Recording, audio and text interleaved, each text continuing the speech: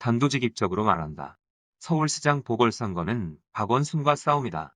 야권에서 누가 후보로 나오느냐만큼 중요한 점은 어떤 아젠다로 선거를 치르느냐다. 고 박원순 전 서울시장은 단순히 성추행 의혹으로 자살한 정치인이 아니다. 그는 좌파 시민운동의 야전 사령관이었고 지방정부의 새로운 시스템을 이식한 장본인이었다. 이제 정치인 박원순은 없지만 박원순식 정치는 여전히 현재 진행형이다. 박원순식 정치는 조직 방식과 정치적 방향성으로 구분할 수 있다. 우선 조직 방식에 관해 말하자면 정치투쟁과 보급투쟁의 일원화로 요약할 수 있겠다. 운동단체는 활동을 지속하기 위해 돈이 필요하다. 돈을 구하는 일련의 행위를 은어로 보급투쟁이라고 부른다. 보급투쟁은 후원자 모집, 기획상품 판매, 기부행사 등을 통해 이루어진다. 그런데 박원순은 정치투쟁과 보급투쟁을 일치시켰다. 필자는 시민사회 원로로부터 이런 말을 들은 적이 있다. 참여연대가 삼성을 때리면 아름다운 재단에 돈이 들어온다. 시민운동가 박원순은 재벌을 비판하면서 재벌로부터 기부를 받았다. 이는 2011년 서울시장 보궐선거 당시 경선 맞상대였던 박영선 후보가 이미 지적한 바 있다. 재벌은 왜 박원순이 이끄는 단체에 기부를 했을까? 아마 비판 세력을 적당히 관리할 수 있다는 낙관, 기업 이미지 쇄신, 나름의 선의 등이 있었을 것이다. 그러나 돌이켜보면 기업은 자신의 무덤을 파는 묘혈꾼을 먹여 살렸다. 서울시장 취임 이후 보급투쟁은 질적으로 변화했다. 과거 운동권과 시민사회 인사들이 수많은 협동조합을 만들었다.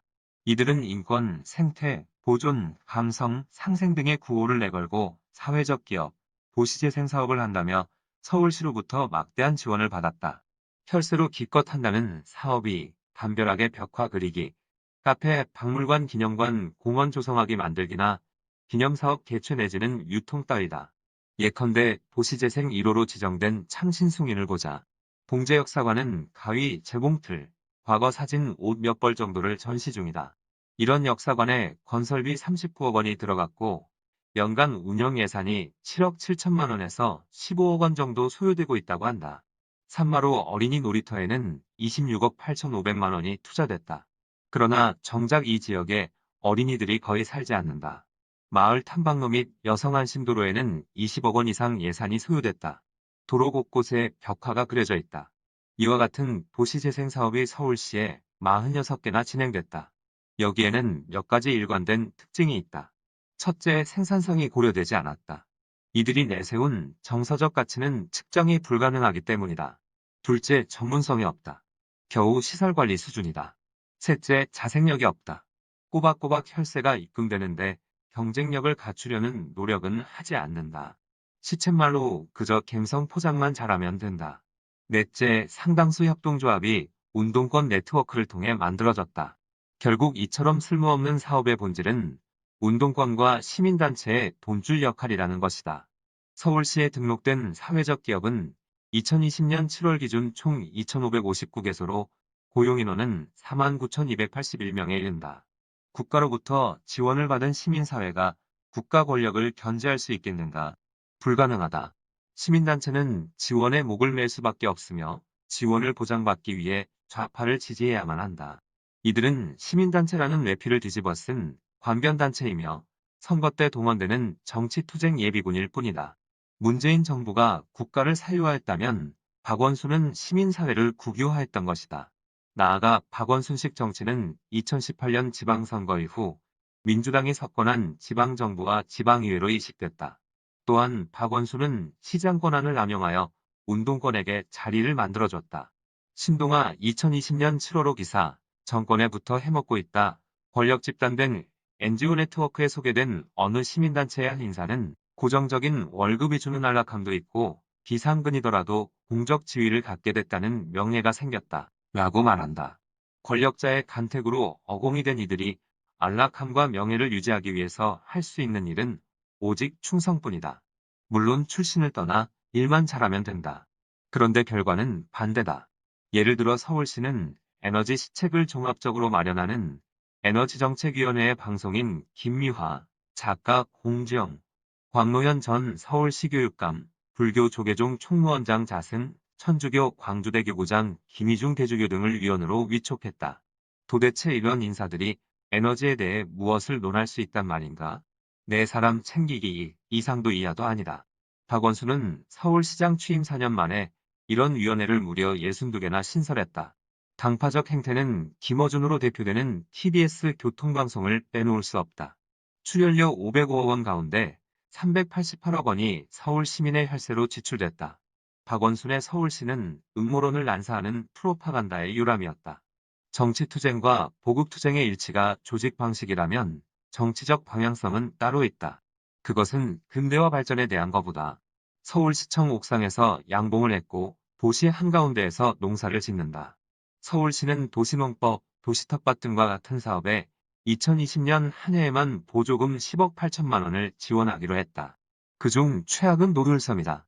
2005년 당시 이명박 시장은 오페라하우스급 랜드마크를 계획했고 후임인 오세훈 시장은 한강예술섬 조성 사업을 추진하고 있었다. 그런데 2011년 박원순 시장은 이를 전면 백지화하고 주말 농장용 텃밭을 만들었다. 도시재생 사업 역시 마찬가지다. 도시재생은 도심에 낙후된 지역을 대상으로 한다. 문제는 낙후함을 극복하지 못하면서 오히려 그 낙후성을 유지하는 것을 사업의 목적으로 삼는다는 점이다. 허접한 박물관이나 기념관, 알량한 벽화 등이 그 방증이다. 이런 시설이야말로 비난한 시절을 목가적이고 낭만적으로 소환하는 장치이기 때문이다. 따라서 도심의 낙후함은 해결해야 할 과제가 아니라 사업 지속의 에너지원이 될 뿐이다. 발전하지 못한 지역이 많을수록 시민단체의 먹거리는 늘어난다.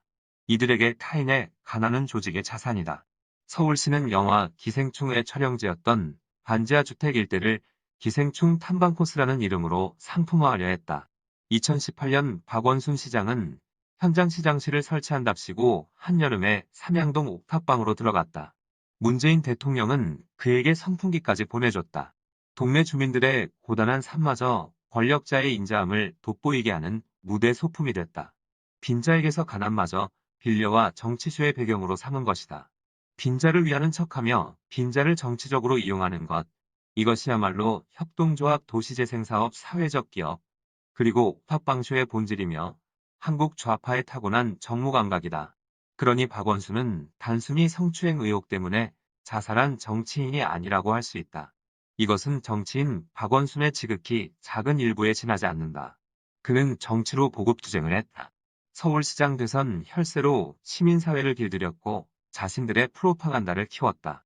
돈과 지위의 당파적 배분을 위해 자신의 정치적 연출을 위해 타인의 비난함을 팔았다. 그렇게 만들어낸 권력은 목가적 낭만의 헛짓을 자행하다가 마침내 발전의 질곡이 되었다. 내년 서울시장 보궐선거는 박원순 10년의 결산과 박원순의 정치적 퇴장이 목적이 돼야 한다. 이것은 야권에서 누가 출마한다고 해도 공유해야 할 핵심 아젠다다. 특히 이듬해 치러질 대선까지 염두에 둔다면 더욱 그렇다. 문재인 정부 들어 야권은 별다른 투쟁을 보여주지 못한 채 무기력한 모습으로 일관하고 있다. 야권 지지자들 역시 탄핵 책임론, 이른바 부정선거, 공방, 김종인 비상대책위원회 체제에 대한 찬반과 여기서 파생된 신당 창당론 등으로 사분오열 중이다. 그나마 조국 사태와 정의기억연대 사태가 벌어졌던 시기가 그나마 야권이 공세를 취하고 상대적으로 단일 대우를 형성한 때였다. 모두 문재인 정권의 부패와 위선이 적나라하게 드러났기 때문에 대중의 공분을 응집시킬 수 있었던 사건들이었다. 서울시 지원을 받은 사회적 기업과 도시재생 사업은 아직 드러나지 않은 부패와 위선의 종량이다. 이미 복수의 단체에서 추적을 시작한 것으로 알고 있다. 그들의 방만과 위선을 폭로한 근거로 야권 서울시장 후보는 1년 동안 모든 협동조합 위탁 사업을 감사하고 시정하겠다고 약속해야 한다. 이것은 혈세 낭비를 막기 위해 해야 할 일이지만 그와 동시에 여권의 추악한 민낯을 보여주는 작업이기도 하다. 여권에게 정치적 타격이자 보국투쟁의 상실로 이어지게 될 것이다. 이제 박원순 신년을 결산할 때다. 박원순의 서울시는 시민사회의 복마전이자 좌파의 병참, 그리고 정근대로 회귀하려는 반동의 본영이다. 그러니 폭로하고 폭로하고 또 폭로해야 한다. 반격의 효시를 여기서 쏘아야 한다. 나연준, 펜앤마이크 개건 칼럼니스트, 제3위길 편집위원